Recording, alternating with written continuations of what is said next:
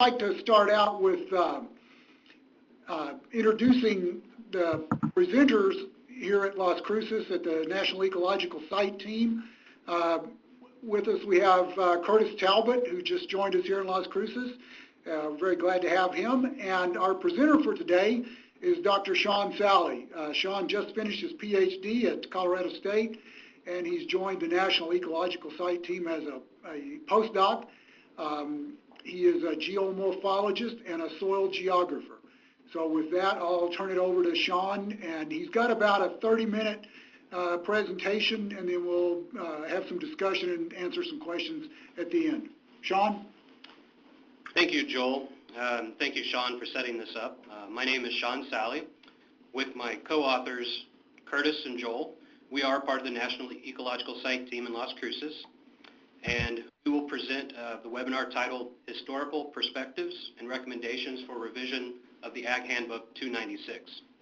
We will present for the next 20 to 30 minutes the basic use of Ag Handbook 296, or Major Land Resource Areas, which I will refer to as MLRAs throughout the webinar, the historical developments of MLRA, data associated with the handbook and resource areas, and will present recommendations of what future revisions of Ag Handbook 296 should look like in order to make resource areas a more viable product in administrating programs and practices throughout our agencies and in communication with our partners. As an introduction to land resource areas, I wanted to first show the land resource hierarchy that scales up from the soil pedon, our most basic unit of the landscape, up to land resource region, which is intended to approximate broad agricultural market regions. The second step from the top in this hierarchy, major land resource areas, are a sub-regional unit of the landscape that is used to delineate areas of similar land use, elevation, topography, climate, water resources, potential natural vegetation, and soils. The National Soil Survey Handbook, Part 649, outlines 6 uses for Agricultural Handbook 296 and the various scales of the resource areas. I wanted to first highlight the second point, that MLRA serves as a framework for organizing and operating conservation programs. We've currently reorganized soil survey programs around MLRA, so the understanding is that these resource divisions of the United States should be based upon actual or real resource partitions of the landscape, which feeds into point number 4, that MLRA serves as the basis for coordinating technical guides based upon that area's resource. So if there are any inaccuracies or inconsistencies with these resource area boundaries, then it hampers our ability to apply programs and practices. So next, I will present some historic maps that have led up to the current concepts and geography of the land resource areas.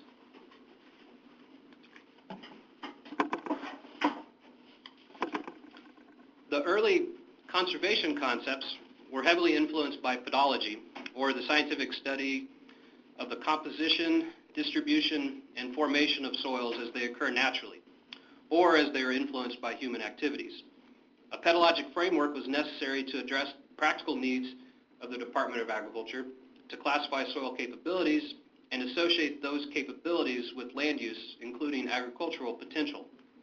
Naturally, early maps such as this one by Curtis Marbut in 1931, who was the director of Soil Survey Division from 1913 to 1935, strongly influenced early attempts in identifying similar soil bodies to enact conservation programs. Advances in soil taxonomic systems have been ongoing since the 1950s, yet these early soil great group designations, having a very descriptive nature, are surprisingly good divisions, grouping the continental United States with this map into 15 groups based upon their soil characteristics.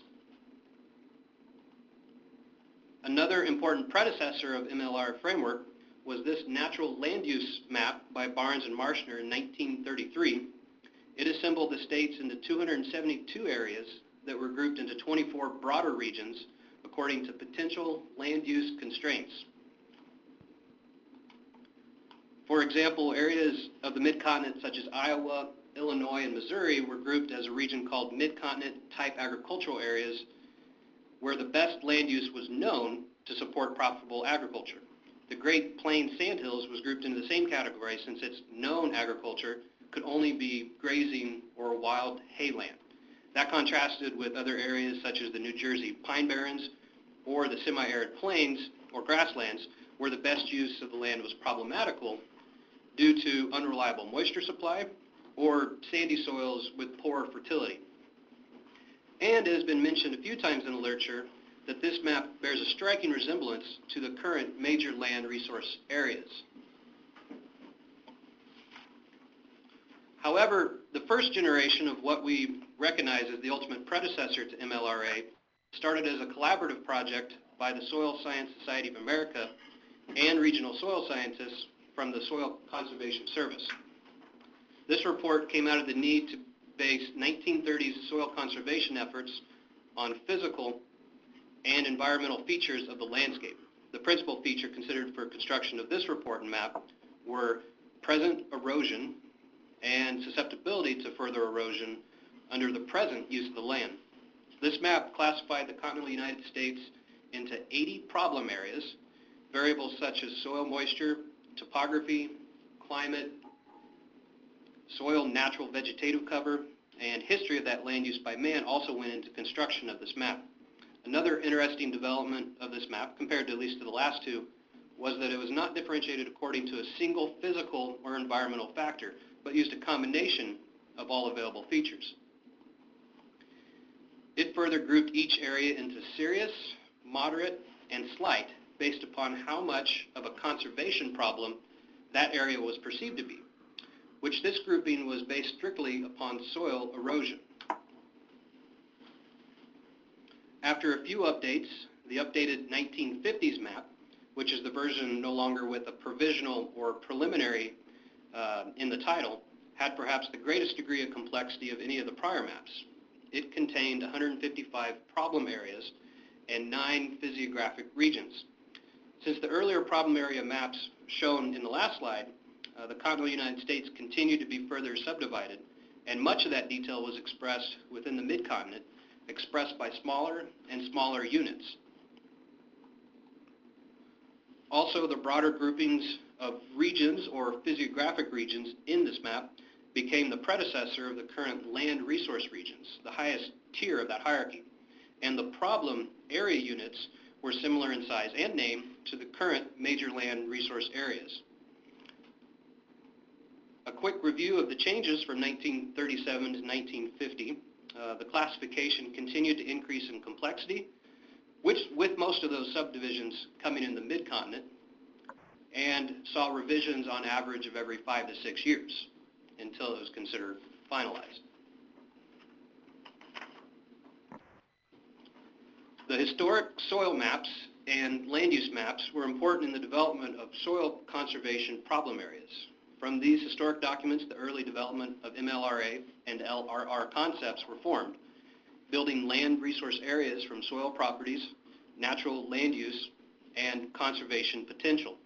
The development of soil conservation problem areas came out of a collaboration among many regional soil scientists, and as I mentioned earlier, saw updates every 5 to 6 years until it was considered finalized in 1950. This led to the development, let's go back.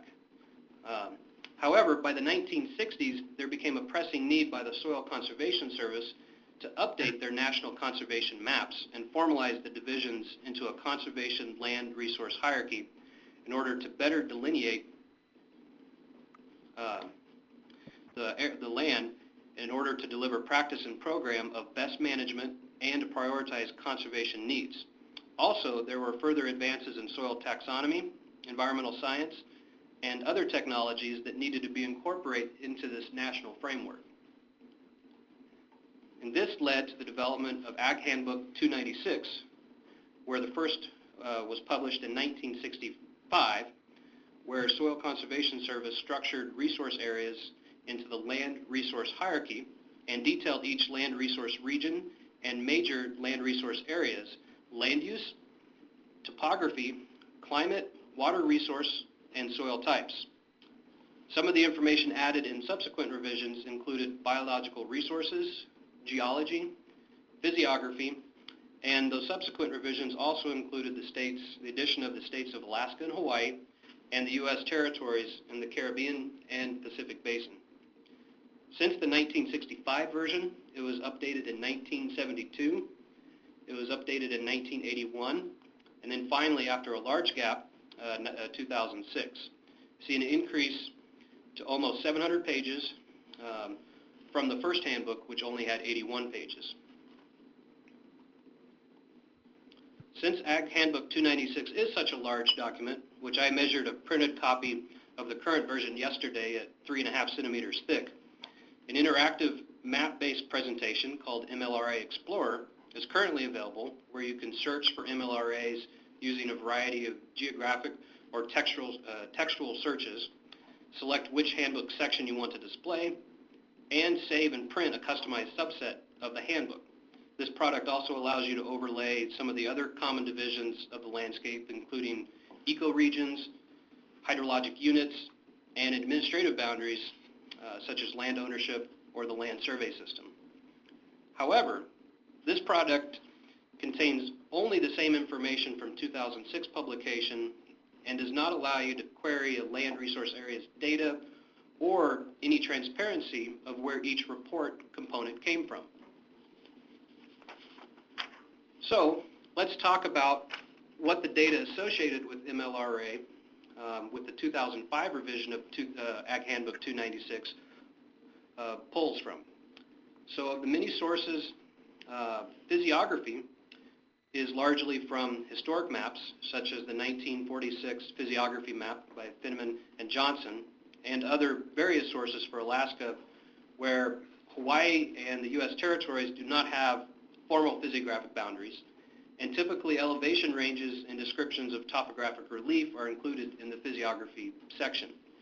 Geologic information is derived from local, state, or federal maps. Climatic information was derived from PRISM datasets, which was a collaboration of NRCS's National Water and Climate Center and Oregon State University, which many of you are most likely familiar with. Climate information for each report typically includes ranges and types of precipitation or snow, temperatures, and growing season information such as frost-free days. The water report is based upon 5-year reports produced by the USGS on estimated use of fresh, saline, surface, and groundwater for each state. The soil information currently reported is simply from an intersection of SURGO and the current MLRA map in GIS with description of soil orders to grade groups and inclusion of typical soil series correlated to their landform. Biological resources were assembled from many NRCS or agency reports and vary from area to area. And finally, land use is based upon the National Resource Inventory, the 2005 revision being from the 1997 inventory. But what I wanted to show by this slide is that many of these data sources were extracted primarily by intersecting other GIS data sets with the national MLRA GIS layer, querying the information and summarizing information into a narrative. This is a case of having existing boundaries that have seen relatively minor revisions since the 1960s, and in some cases the 30s, and then extracting current data sources based upon the 2005 MLRA layer. A case of which came first, the chicken or the egg. Did the data sources support MLRA geography, or did the historic MLRA map products determine the associated data? What it looks like to us is that we have taken arbitrary lines from historical maps and made the associated data look like it informed the current boundaries. This approach lacks the scientifically rigorous requirement necessary for defining resource areas, especially with advances in computer processing and the vast amount of soil and resource data we have gathered over the past 5 decades. As I mentioned at the beginning of the talk, Handbook 296 defines the upper tier of the land resource hierarchy, linking the soil pedon to soil associations to the resource areas. Within each land resource definition, each resource is defined as an aggregation of the lower tier resource, where LRUs are supposed to be aggregations of map units in the StatsCo database.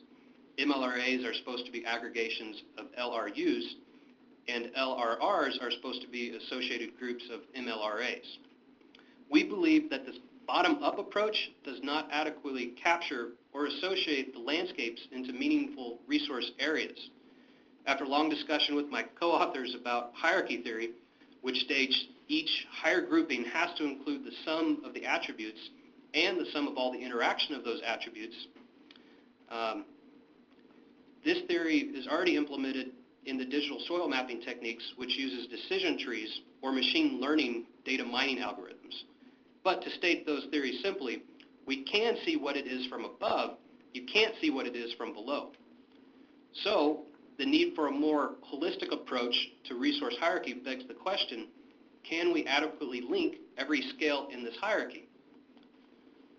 All previous versions of Ag Handbook 296 has left the delineation of land resource units, or LRUs, up to the states or regional offices. Because of this, it is very difficult to find information about LRU divisions of the landscape, and there's ultimately a black hole in this hierarchy. Furthermore, we recognize that to successfully implement the ecological site framework in conservation programs, management practices, directing research, and coordinating technical guides, MLRAs and LRUs have to be meaningful. They have to be scientifically, rigorously defined in a repeatable and testable manner. And more importantly, they have to be unique and defensible against neighboring MLRAs. For example, there should be a description for each major land resource area of how it differs from its neighboring MLRA. Then this will allow the breaks between each area to be more than just a line. I do want to attribute that idea to Scott Woodall from the Santa Fe Soil Survey Office, who I see is on the line, who recently said that MLRA breaks should never cut a landform and that soil map units should be unique within an MLRA and not occur on different MLRAs. Only by creating unique and defensible MLRAs that truly represent each resource area can we run programs or apply programs and practices. How can we assess any program's effectiveness if we don't know what the MLRAs are? One more thing I hope to show by this slide is that this is how ecological sites are currently correlated within the resource hierarchy. I personally have tried to grasp the conceptual unit of ecological sites by asking the question, what is the scale of ecological sites? There probably should be efforts to describe higher ecological units at scales above ecosites, and that ecological sites should be restricted to scales at and below the soil geomorphic system, or at the ranch scale, the management scale, between 1 to 8,000 and 1 to 30,000. But because we do not have a good LRU, ecological sites have filled that role, stretching past where they were originally intended. So then, what are our recommendations for a revision of Ag Handbook 296? To summarize and give some concluding thoughts, the next generation of MLRA has to become more scientifically rigorous. This means a definition of a resource area should be repeatable and testable, which means it has to be based upon empirical evidence. It should use the large amount of data associated with our resource databases. It has to be implemented in a numeric approach based upon decision trees or data mining algorithms of covariate properties, and bring in other technologies such as soil climate modeling. The land resource hierarchy has to be better integrated across all scales, and that includes bringing into the framework land resource units to Ag Handbook 296, and possibly defining concepts at different scales between the ecological sites and land resource units. We feel that future revisions of Ag Handbook 296 should address concepts of climate change. For example, the geographic location of the Corn Belt has migrated with climate change from at least its historical location, and is now probably linked more to economics. Also, what about cotton production? It has shifted north, linked to the timing of the first fall frost. Also along those lines, what about changes in ground or surface water resources? Resource areas should be more a dynamic concept that evaluates resource response to climate change. One way to address this could be by decoupling land use from the MLRA model. But more importantly, we have to make MLRAs more than just a line on the map. and we hope that this webinar stimulates discussion of what to consider to make MLRA a more robust conservation product that best serves the needs to apply our programs and practices and in communication with our partners. So we wanted to end this discussion, this webinar, before we move into questions with a quote from the 1950s that is very relevant to the discussion of drawing lines on a map. A climate, a plant, or a soil, in the sense of an individual, is a section of the landscape with the ranging characteristics set by our logic and not by nature. So that concludes our part of the seminar, and we can move into questions if my team has been up on correlating them. All right, at this time we'll take questions. Again, you can enter your question in the Q&A tab at the lower left corner of your screen, and I'd open it up for questions for those here at the center with me. Are there any questions from the room? Give people online a chance to write their question. Sure, I've got a question here in the room. I'm going to invite Sky to come up.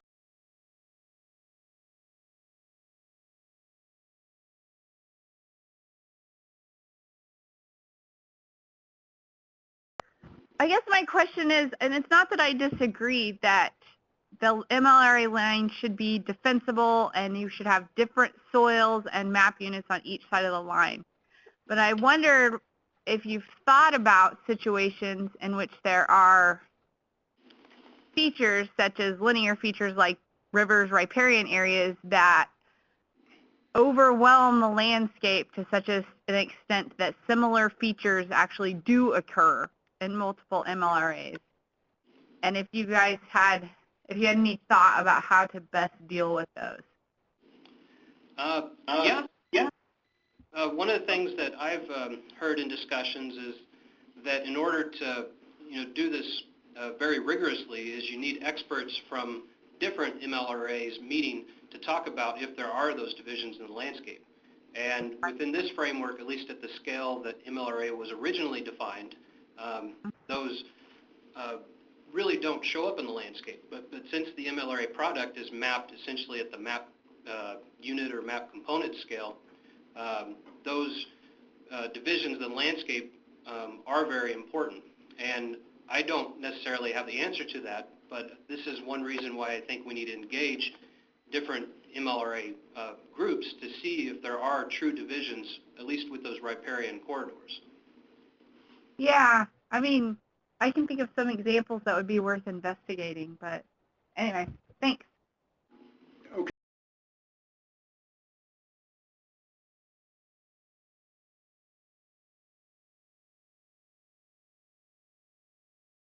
Outside of USDA. I'll take that one, Dave. I think currently the level of use of MLRA information by those outside of USDA is pretty limited for all those reasons that Sean outlined. They lack the level of consistency and access to information, as well as the integration and synthesis that we really need to make them usable. So I don't, I think they're currently very limited in terms of their access and use outside of USDA, but our challenge is to, I think, to create a product that makes sense and is integrated in the hierarchy and also relates to all those other land classification systems in the Forest Service, in USGS and Almanac and so forth, that lets people crosswalk and pick the one that is going to meet their needs, or lets them synthesize by integrating more than one of those. So the challenge that we've got is to create a product that people will use because they need to use it. Joel, I've got a question. Another question. Joel, I've got a question here in the room with me. I'm going to turn it over to Jim.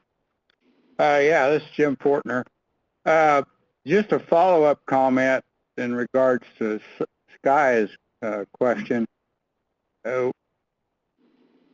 We discussed in the last update of the Ag Handbook 296 that I was fortunate or unfortunate, I guess, whichever way you look at it, to be involved in this business of the narrow river valleys and such. And it really does boil down to a scale issue as to what you can actually show on the scale of the map that you're trying to display. And at the MLRA level, many of these river valleys just can't be shown because they're too narrow. Some of the larger ones, like Mississippi River Valley, were able to cut out, but you get down to the Red River Valley in Oklahoma and Texas, and smaller ones you really can't. So the decision was then that, and pretty much agreement, that those soil map units did cross those lines on the map, but in reality, you had inclusions of another MLRA extending up into the adjacent one to encompass those map units pretty much as far as they went. It really, the hydrology and everything else just kind of overwhelmed everything else didn't justify making a change. Second comment you had that showed that what happened in the 2006 update was that in some areas it appeared that Surgo maps were used, in other areas they were not, and that's entirely true. Some parts of the country just chose not to go that direction, and others already had done it, and there just wasn't the manpower available at the time to go with the Surgo maps to start aggregating them for the whole country, and in a lot of cases they weren't available yet at that time either in a digital form where we could use them. So now that the whole country is pretty much digitized and a bigger percent of it's complete, it looks like it would make sense to use more of that information in a future update. Good point, Jim. I think a lot of our problems associated with what we currently do on MLRAs and the interpretations that go with them, as well as the applications to program, is because we have really just out and out violated the assumptions that go with them. When we draw a map at a certain scale, we can't just vary the scale and try to keep the line where it is. And those are some of the things that we need to deal with as we develop a more of a concept-based system and use those concepts and the data behind them to draw the lines rather than trying to fit the data to the lines as they currently exist. We've got an online question here. Can we adapt the current vector soil data model to incorporate the numerical modeling of MLRA concepts? Or can a resulting raster model be linked to the current vector soil data model? I'll take that one, Sharon. I think that it could be done both ways. I think when you're trying to do this compared to digital soil mapping techniques, a raster product is very useful. However, when you look at sort of the whole continental United States, that can get bogged down with processing. So that's something that at least we would like to start the discussion to see, the available data sources and what we can use to, adapt the current products. In addition, we also have our resource databases associated with NRCS or ESIS that should also be used. Soil climate modeling definitely could be a part of that, and all the other parent material and other data sources. John, do you have any questions from Lincoln? No, it looks like we're tapped out here, but there's a lot of online questions. There's a lot of questions showing up about the EPA ecoregions, or with the Forest Service project, the National Forest Service hierarchy framework of ecological units. My thoughts are because the NRCS is a very unique agency that has an incredible amount of soil survey data that we've spent the last century collecting, our needs for an ecological hierarchy are very unique, and why we should pull from the same structure that those older or those other agencies have built their ecological framework on, I think that we would be better served by creating our own. And the idea being that these different eco-regions or eco-units from the Forest Service or EPA or the Conservancy, because we may overlay in the same sense of the same Nebraska sandhills, the way that we classify that may be different based upon our big soil databases. Yeah, that's been the subject of discussion for a long time, is why can't we all just get together and come up with one land classification system and everybody use it? And I originally sort of thought that might be a good idea to try to motivate people, but the reality is that's just not going to happen. And for very good reason. These, like Sean said, these classification systems are built for a reason, and they serve their own reason. They serve their own purposes very well. I think what we can do now that we've got the GIS capabilities is to start trying to bring those things together and see where they really fit together well, where they don't fit together well, and look at why they do or don't fit together and what is unique about each one of them, and how can we use one to inform the other, but also how can we use one to test the other. So I think there's a lot more to be gained in pursuing our own interest and trying to maintain those classification systems and those databases independently but collaboratively, rather than everybody trying to get together and agree on how do we build one.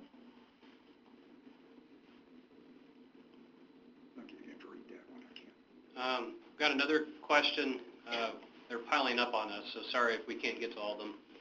Islands of landscape, particularly in the West, cross MLRAs.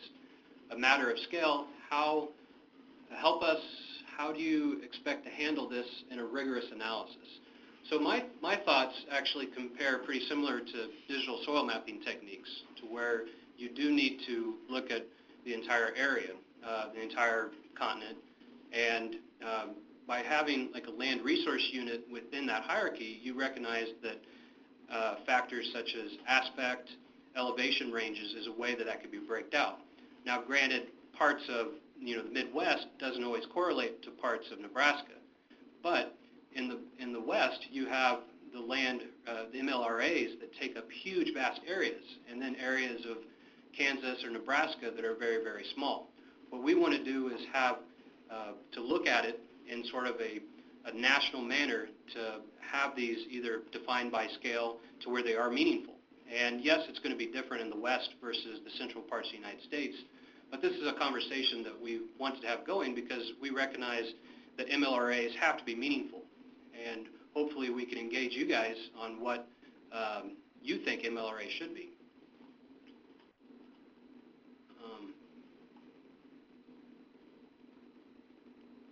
Here's a question. I do not agree that, by Paul Reinfleisch.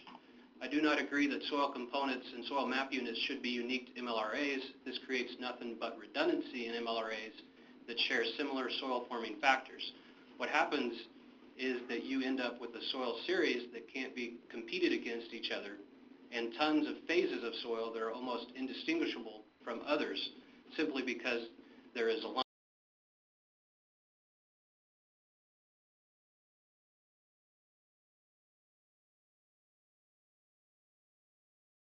Not legitimate. I agree that better lines will improve the situation, but MLRA lines should never be used to define soil series and soil map units. And my thoughts are on that, Paul, is yes, I do agree in some places it is probably not applicable, but you can definitely have typical soil series that do define MLRA boundaries. And what we need to do is come up with those typical soil units or soil series that represent a specific MLRA, so it can be defined based upon the soil or the resource. Do you want to?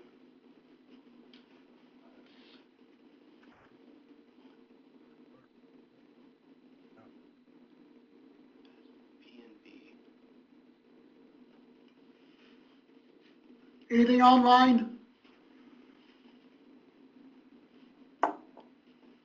Joel, do you want to take any more of those questions that are in the online part? Okay, we got another one. Hi there, by Scott Woodall. Do you think that the updating of Ag Handbook may become more flexible? For instance, having a more online or wiki version, or having an annual version of the handbook? I think it is important to keep improving the concepts of our MLRA. Yeah, I'll deal with that one.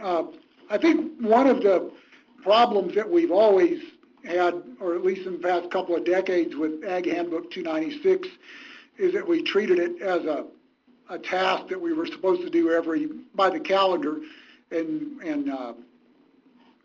you know, we didn't have a person or a group that sort of thought about it until it was time to redo it, and then we got in a hurry and we had to do it with limited resources, and then we had a deadline, and we did some things that we wouldn't necessarily do if we were trying to keep this on more of a basis where it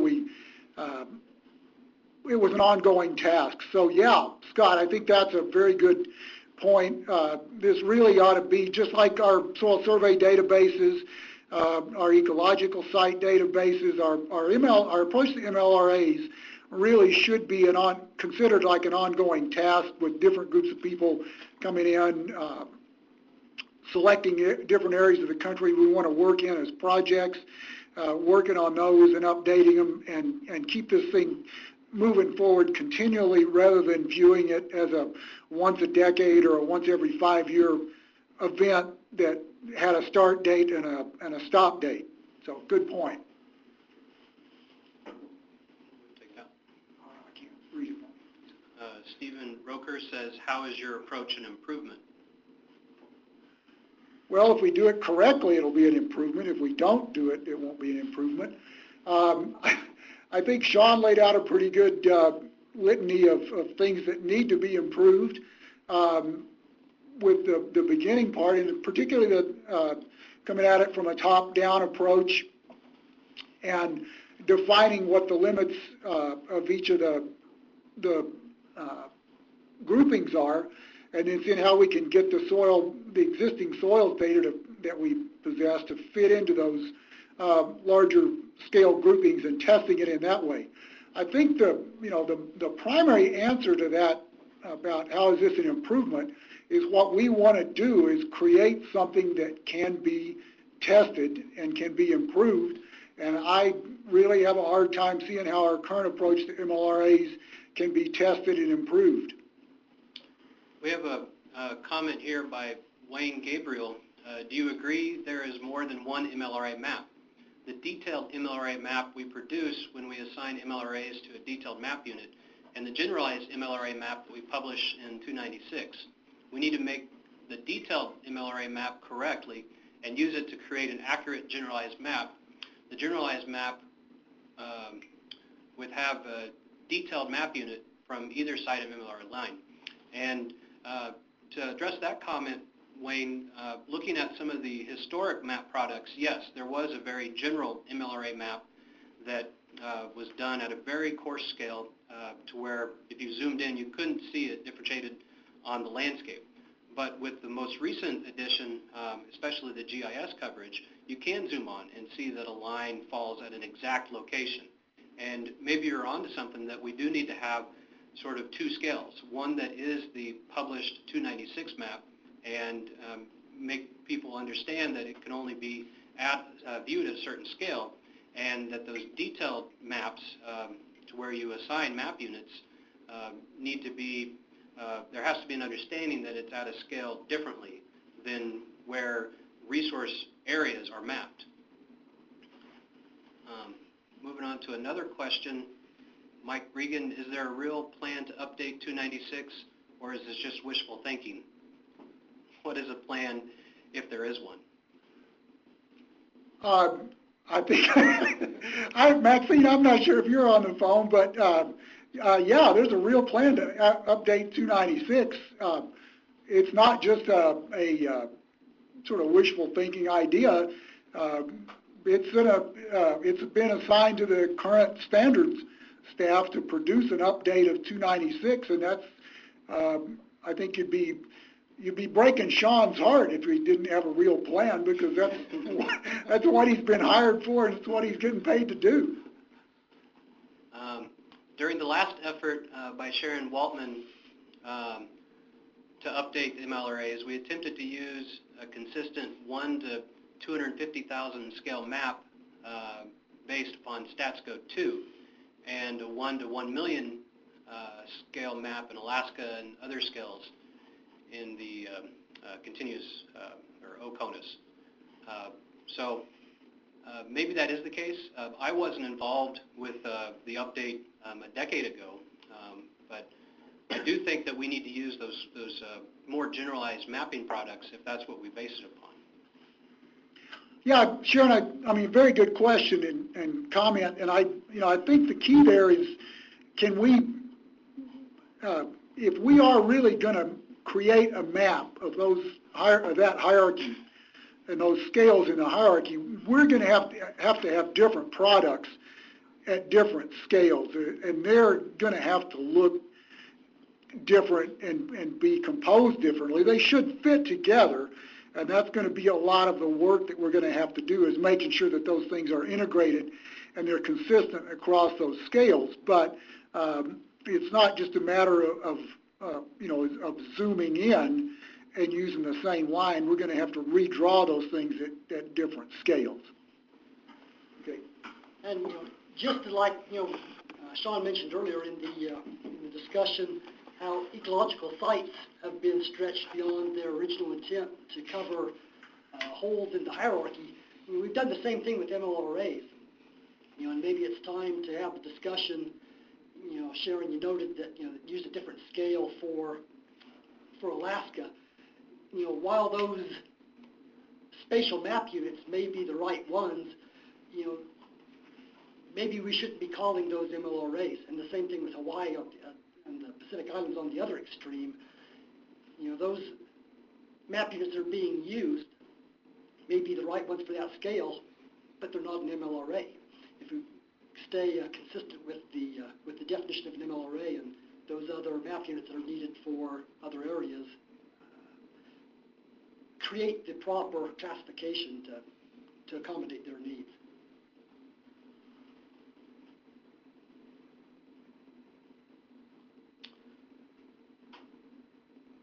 Another comment by Sharon Waltman, can MLRA regions possibly evolve to comprise collections of soil systems?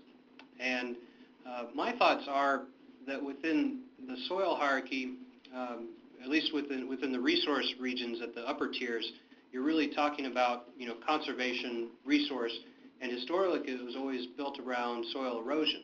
Within ecological sites, we really need to think soil systems from a management perspective, and it may be that there's different tiers, different from soil, but soil is ultimately the link. Can you read that? Yeah, I see a lot of discussion going on both in the chat and in the questions about the problems that we have in trying to fit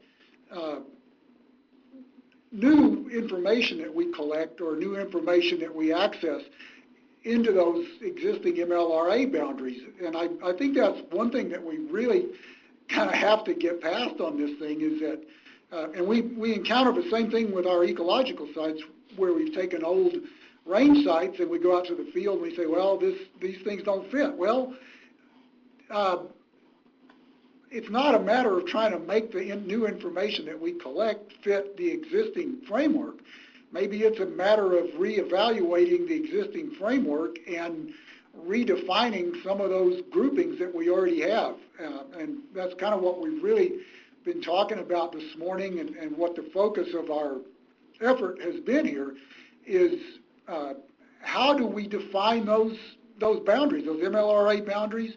How do we define an LRU boundary? While it's important that we have the concepts and that we get the concepts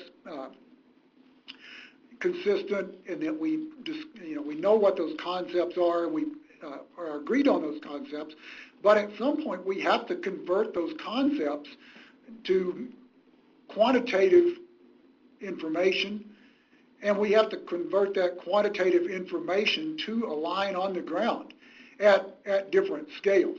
So I think one of the questions that we have to ask ourselves is, looking at our existing ideas about MLRAs and some of the things we put into it, is how much variability are we going to tolerate in an MLRA, and how much variability in which factors are we going to tolerate in an MLRA. We've got some MLRAs conceptually that are very difficult to distinguish from the MLRAs that are adjacent to them or that surround them. And then we've got other MLRAs that are so big they look like half of the United States. So those are the kind of questions that we have to start asking if we are really going to be able to use MLRAs and land resource units as divisions within that hierarchy and make them integrated. We've got to have some consistency there, realizing, of course, that, these things really are different. That's why we divide up the landscape. So we're going to have to, rethink some of those concepts.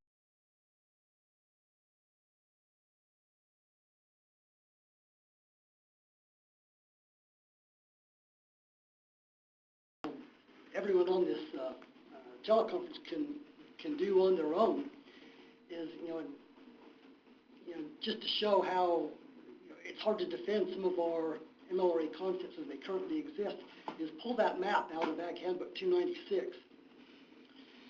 And if you were to explain that to someone looking at it for the first time, and you look at that map and you look at the central core of the United States, which is more homogeneous than either the east or the west ends of the country, and there are more polygons, more MLRAs defined than if you go either east or west, where you pick up more terrain, more mountainous terrain. You would expect to see a smaller map units and a higher number of MLRAs, and then instead you see the opposite. You see broader categorizations. So that little exercise just shows that we need to tighten up the concept of the MLRA. Also, I got a comment from Maxine that really asked me to clarify that the project that we've been talking about today and the work that we've done so far is part of a larger project within the Soil Science Division of NRCS to update as part of that planned MLRA update. Yeah, I think that goes back to that wishful thinking question. This is part of a larger effort within the Soil Survey Division that is connected to the planned update of Ag Handbook 296. It may be wishful thinking about how we do it, but it's part of the planning. Also, it's probably good. I see a reminder on here from Paul Fennell. You need to put in a plug. Keep your ears to the ground. Soil Survey Handbook Part 649 is going to be kicked out for review here rather quickly. So be prepared to take a look at that when it comes out here in the next little bit.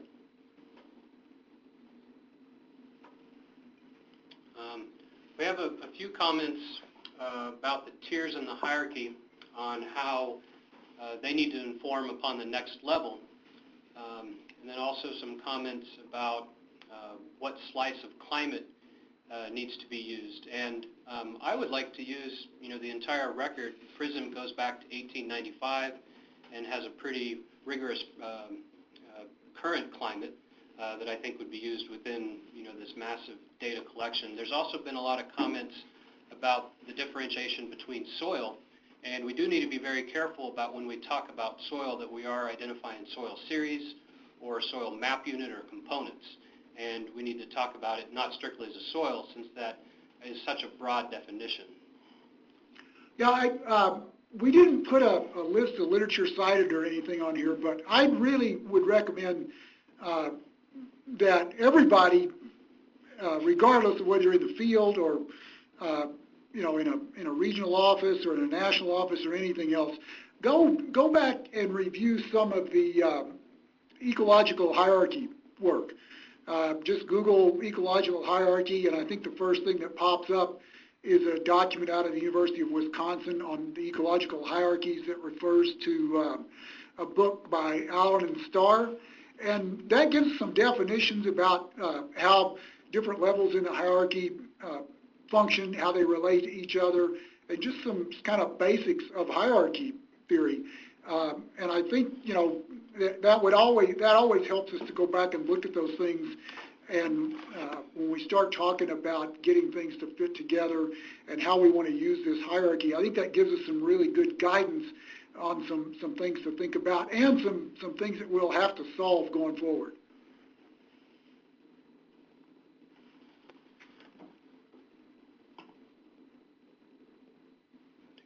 Any other questions you guys want to take? I've about had it. All right. Well, I want to thank you guys for a great webinar talking about this topic, and it's raised a lot of discussion in the chat. And I'll have to forward that on to you guys, but you can look at that later. Yeah, the comments and questions were coming in so fast we couldn't keep up with them, but it was difficult to synthesize when they kept popping up so fast. All right. So this webinar has been recorded. We'll get it posted online within the week. You can look on YouTube, do a public search for this